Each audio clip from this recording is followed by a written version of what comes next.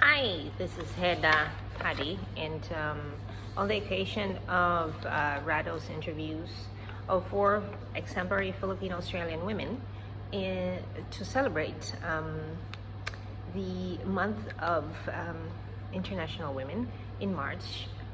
This is kind of a synopsis of the insights, the insights, the wonderings, and the hopes, as well as the inspiration that came from those 4 interviews.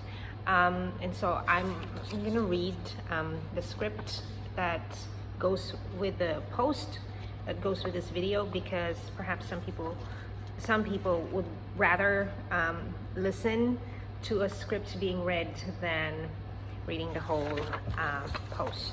Okay. So the past month, the month when we celebrate women all over the globe, is significant not only to women, but to all of mankind. Well, some of us hope for it to be so. But the reality is the issue of empowerment, equality, and fair play among all genders is still a challenge citizens of the whole planet are yet to fully agree on, let alone fully resolve. Equal pay, equal rights, fair treatment, non-discrimination. These are all concepts that we cannot seem to steer away from when we talk about women and men and everyone else who identifies as another. So, but why is it important, even necessary and urgent, to talk about these concepts and the bigger challenge of women empowerment? I shall draw inspiration from the lived experiences, wisdom, insights, and the challenges issued to us all. For those of us who have read and watched Rado's interviews with these 4 exceptional Filipino women in Australia this past week, as I share my own hopes and wonderings about what the future holds for women and our young girls in the future years to come. So what I learned and got inspired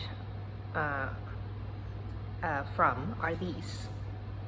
From Ma'am Benji: to learn how to accept criticism with reason and not just emotion, and to advocate for self and not stay timid and have somebody else fight your own fights. From Ma'am Seni: learn to give others the right to reply and to receive one. So that is what fair play is, and it is the only way to get both sides of the story. From Ma'am Linda: instead of wasting energy, seething in anger when stones are hurled at you, you channel your energy instead in winning at life. How? You work on yourself so you grow. So tomorrow, you top the exams. From Ma'am Corazon: build character. The values of old that we have always been known for as a people, our values, ought to be passed on to the youth of today. Hinubog tayo ng ating tahanan, ang Pilipinas, and who we grew up to be helped us excel outside the country. So humility will always land us on higher ground. I shall summarize what these exemplary role models and mentors have conveyed in their interviews, and take the insights by translating them into hopes for movements, or a call to action, if you like, towards the greater good of the Filipino community in Australia, which is a microcosm of all the Filipino communities in all corners of the world.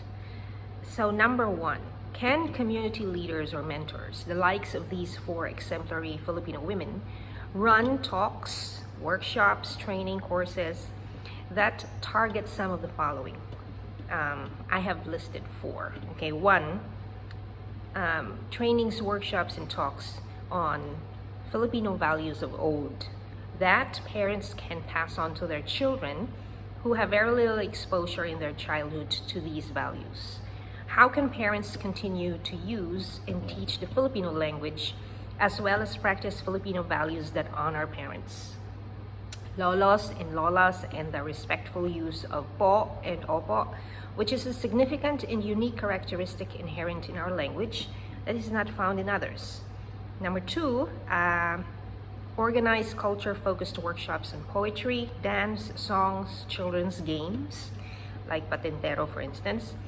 Encourage sports such as sepak takraw, or better yet, maybe hold team competitions. Share with the young how to cook Filipino dishes. Start with the most ubiquitous of all, which is adobo, which most international people know or equate as being Filipino, being a Filipino dish.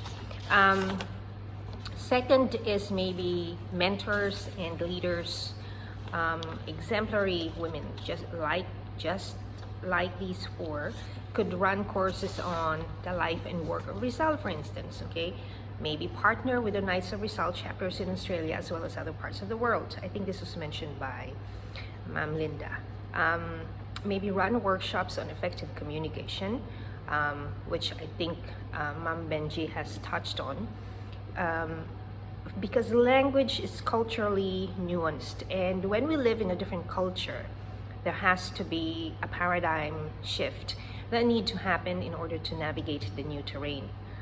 And then a third one is that, and this one is my personal ambitious hope, that teachers and mentors who have learned so much while living and carving out remarkable lives outside the Philippines bring back the learnings to educate the younger generation. How?